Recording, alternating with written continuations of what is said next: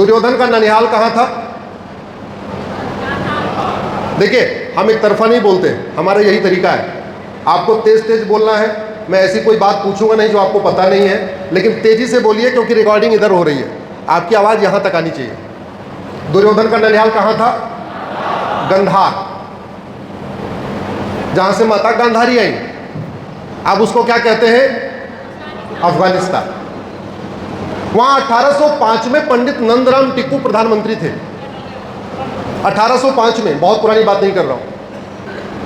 बड़े पॉपुलर थे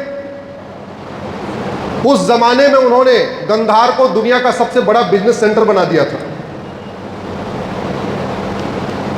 खूब सड़कें बनवाई, खूब तालाब बनवाए, खूब बगीचे लगवाए। उस समय जो विकास का तरीका यही होता था, सड़क बनवाना, कुआं खुदवाना, तालाब बनवाना, बगीचे लगवाना। बहुत काम किया और इतने पॉपुलर थे कि उस समय पूरे विश्व में एक ही प्रधानमंत्री ऐसे थे जिनके नाम का सिक्का चलता था। उस समय गंधार में जो सोने चांदी का सिक्का था, उसके ऊपर पंडित नंदराम टिक्कू की फोटो थी। ऐसा हुआ नहीं कभी। लोगों के मरने के बाद सिक्का चलता है, उनका जीते जी सिक्का चल रहा था। लेकिन 15 साल के बाद उन्हें खदेड़ दिया गया। 1820 में पंडित नंदराम टिक्कू को खदेड़ दिया गया। आज की डेट में उनका वंश, उनका परिवार, उनका घर, उनका मकान, वहां कुछ नहीं बचा है। वो कश्मीरी ब्राह्मण थे, कश्मीर से गए थे और वापस भाग के कश्मीर आए। 1990 में आतंकवादियों ने एक बहन को बलात्कार करने के बाद आरी से काटा था। आपको नाम याद है? गिरजा टिक्कू। वो गिरजा टिक्कू पंडित नंदराम टिक्कू के ही परिवार की है।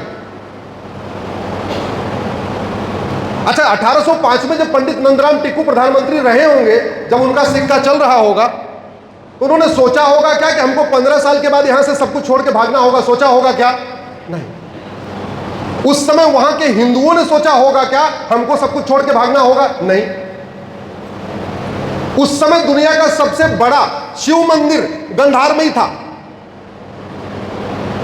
पूरे विश्व का सबसे बड़ा शिव मंदिर कहां था? गंधार में। आज उस शिव मंदिर की एक ईंट भी नहीं बची है। तो उस समय के वहां के मठ मठाधीश, पंडित, पुजारी, पंडा ने कभी सोचा होगा क्या ये हमारा मठ मंदिर गायब हो जाएगा? गौशाला वाले कभी सोचे होंगे क्या मेरी गौशाला खत्म हो जाएगी? ब्राह्मण, क्षत्रिय, वैश्य ने कभी सोचा होगा क्या हमको सब कुछ छोड़ के भागना होगा? नहीं सोचा होगा। लेकिन भागे कि नहीं भागे? जोर से बोलिए जरा। भागे।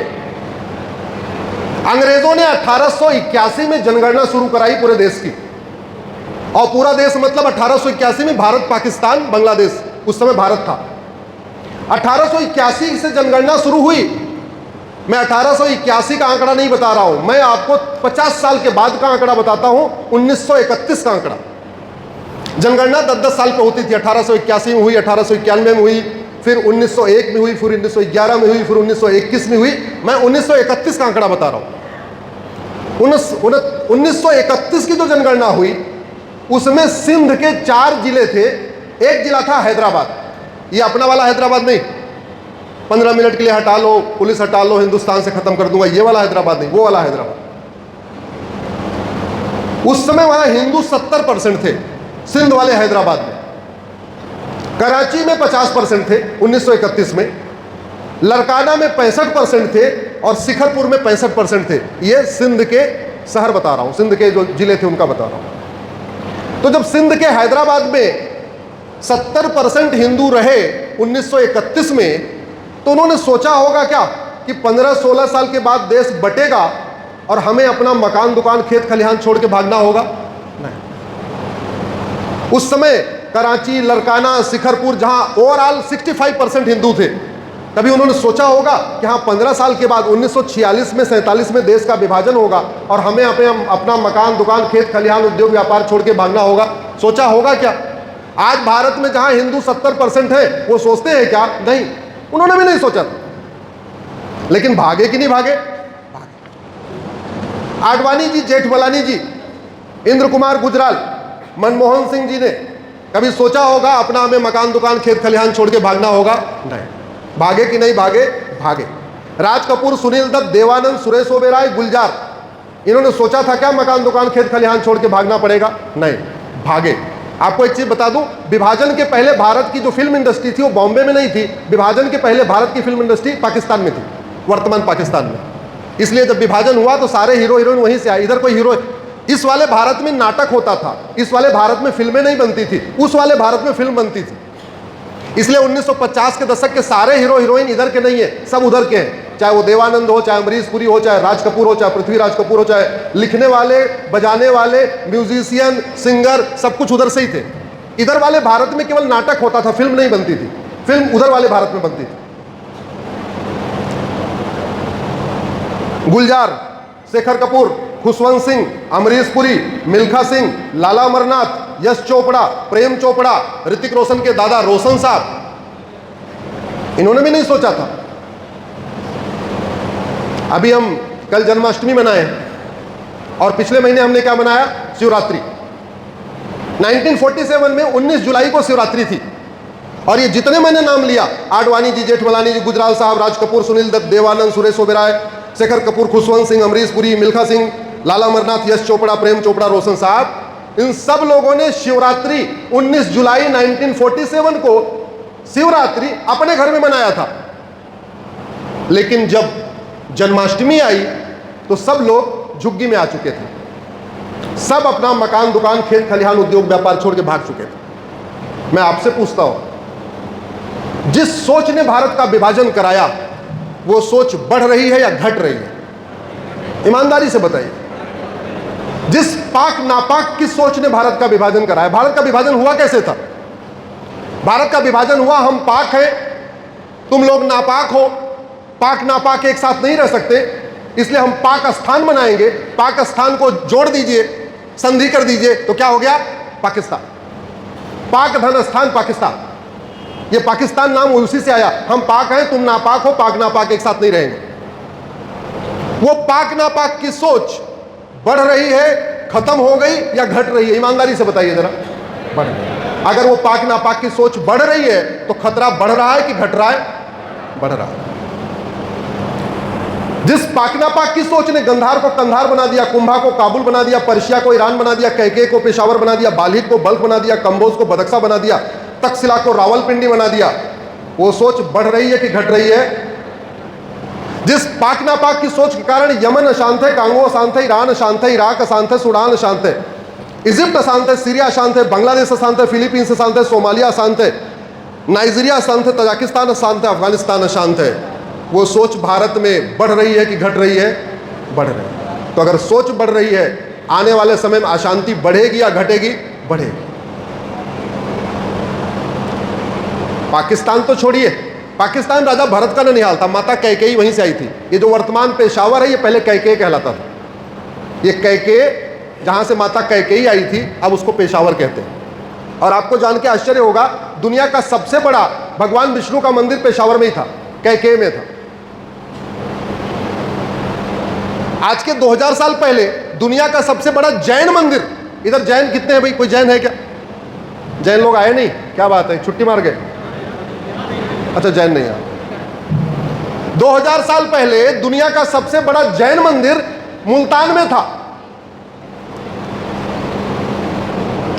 आज उस जैन मंदिर में मदरसा चल रहा है। और जैन लोग मंदिर बनाते तो कैसे बनाते, कुछ बताने की जरूरत नहीं है। एकदम व्हाइट मार्बल लगाते हैं, सबसे महंगा वाला मार्बल लगाते हैं। और आज उस मुल्तान वाले जैन मंदिर में मदरसा चल रहा है। राजा हरि सिंह पंजाब के राजा थे, बड़े प्रतापी राजा थे, बड़े पॉपुलर राजा थे। उन्होंने कभी सोचा था क्या कि पंजाब का विभाजन होगा? सोचा होगा क्या? नहीं। लेकिन पंजाब बटा कि नहीं बटा? बटा। पंजाब के दो टुकड़े हुए, ईस्ट पंजाब, वेस्ट पंजाब। अच्छा, जब पंजाब बटा होगा तो पूरे पंजाब में हिंदुओं की संख्या तो बराबर थी। ईस्ट पंजाब जो हमारे हिस्से में आया, यहां जितने हिंदू थे, वेस्ट पंजाब जो पाकिस्तान के हिस्से में गया, वहां भी उतने हिंदू थे। हमारे वाला जो पंजाब है, जो अब ईस्ट पंजाब नॉर्मल पंजाब कहलाता है, यहां तो आज भी 65% सिख हैं और लगभग 18-20% हिंदू हैं। लेकिन जो पंजाब पाकिस्तान बन गया, वहां सिख बचे क्या? जोर से बोलिए जरा, बचे क्या? नहीं। हिंदू बचे क्या? नहीं। जैन बचे क्या? नहीं। बौद्ध बचे क्या? नहीं। सिख बचे क्या? नहीं। ब्राह्मण बचे क्या? नहीं। क्षत्रिय बचे क्या? नहीं। कोई नहीं बचा। एक और राजा थे, बड़े प्रतापी राजा, राजा शशांक। वो कहां के राजा थे? बंगाल के राजा थे, बड़े पॉपुलर। मैं कुछ पॉपुलर लोगों की बात कर रहा हूं, ऐसे इधर उधर के राजाओं की बात नहीं कर रहा हूं। बड़े जो महान प्रतापी थे, उसमें एक पंडित नंदराम टिक्कू थे, एक पंडित ये शशांक थे, वो भी ब्राह्मण थे, गौर ब्राह्मण थे, उत्तर प्रदेश से गए हुए थे, उधर शिफ्ट हुए थे पंजाब में, वो बंगाल में। राजा शशांक ने सोचा नहीं होगा कि बंगाल बटेगा, लेकिन बटा कि नहीं बटा? बटा। और पूरे बंगाल में हिंदुओं की संख्या बराबर थी, तो वेस्ट बंगाल हमारे हिस्से आया और ईस्ट बंगाल कहां चला गया? पाकिस्तान। तो वेस्ट बंगाल जो हमारे पास आया, वहां अभी भी 70% हिंदू बचे। हालांकि बॉर्डर के 14 जिले वहां खत्म हो चुके हैं, लेकिन फिर भी टोटल 70% है। और जो बंगाल, ईस्ट बंगाल बांग्लादेश बन गया, वहां कितने परसेंट हिंदू है? 5%। वहां उतने हिंदू थे जितने वेस्ट बंगाल में थे। और आज वहां क्या हो रहा है हिंदुओं की हालत? कुछ दिन पहले मेरे पास एक फोन आया बांग्लादेश से, बेचारे रोते हुए मारवाड़ी थे, बोले जी 20 साल से गौशाला चला रहे थे, 150 गायें थी हमारे, और आए हमारे सामने एक गाय काटा, और काटने के बाद बोला भागोगे या तुम्हें भी काटूं? तो वो बेचारे भाग गए, गौशाला छोड़ के भाग गए। ये जो सोच है जिसकी वजह से पाकिस्तान में हिंदू खत्म हुए, अफगानिस्तान में हिंदू खत्म हुए, बांग्लादेश में हिंदू खत्म हुए, या जिसके कारण मल्लद्वीप मालदीप बन गया। अल्टीमेटली जो वर्तमान मालदीप है, ये पहले मल्लद्वीप था। राजा राज चोल राज किया करते थे, मद्रास से यही गवर्न हुआ करता था। आज वो मल्लद्वीप मालदीप हुआ कि नहीं हुआ? हो गया। बाकी तो छोड़िए, राजा हरि सिंह ने सोचा था क्या कि कश्मीर में हिंदू खत्म हो जाएंगे? नहीं। राजा हरि सिंह ने सोचा था कि कुछ दिन के बाद कश्मीर के 2 टुकड़े हो जाएंगे? नहीं सोचा था। राजा हरि सिंह ने कभी सोचा होगा कि 1990 में यहां पे बहन बेटियों के साथ बलात्कार करके आरे से काटा जाएगा? नहीं सोचा था। मैं आपको केवल इतना बताना चाह रहा था, हम जो नहीं सोचते हैं वो भी होने की संभावना रहती है। लेकिन ये हमारा स्वभाव है, हम कड़वा सच सोचना भी नहीं चाहते। हमें मीठा झूठ अच्छा लगता है, कड़वा सच अच्छा नहीं लगता। जैसे हम नहीं सोचना चाहते कि हमारे पिताजी खत्म हो जाएंगे, हम नहीं सोचना चाहते हम एक दिन खत्म हो जाएंगे, हम नहीं सोचना चाहते मेरी पत्नी खत्म हो जाएगी, हम नहीं सोचना चाहते, जबकि वो सच है कि नहीं है? सच है। हमें कड़वा सच हमें बर्दाश्त नहीं होता, सुनने की क्षमता नहीं हमारी, हमें बर्दाश्त नहीं होता। बाहर तो छोड़िए, मेरी सुप्रीम कोर्ट में PIL चल रही है, उसमें मैंने आंकड़ों के हिसाब से बताया है, भारत के 9 राज्यों में हिंदू खत्म हो चुके हैं। भारत में कुल 28 राज्य हैं, 8 केंद्र शासित प्रदेश हैं, टोटल हो गए 36 में से 9 राज्यों में हिंदू खत्म हो चुके हैं। अगर जिले के हिसाब से देखिए, भारत में 800 जिले हैं, 800 जिलों में से 200 जिलों में हिंदू खत्म हो गए, यानी 25% राज्यों में हिंदू खत्म हो गए, 25% जिलों में हिंदू खत्म हो गए। और यह काम हुआ है पिछले 75 साल। अगर तहसील के हिसाब से देखिए, भारत में कुल 6000 तहसीलें हैं, 6000 तहसील में से 1500 तहसीलों की डेमोग्राफी बदल चुकी है, यानी 25% तहसीलों की डेमोग्राफी बदल गई। अगर आप बॉर्डर को देखिए, बॉर्डर पे कुल 300 तहसीलें हैं, 300 की 300 तहसीलों की डेमोग्राफी बदल गई है। और इसका मूल कारण है लव जिहाद, लैंड जिहाद, धर्मांतरण, घुसपैठ, जनसंख्या विस्फोट।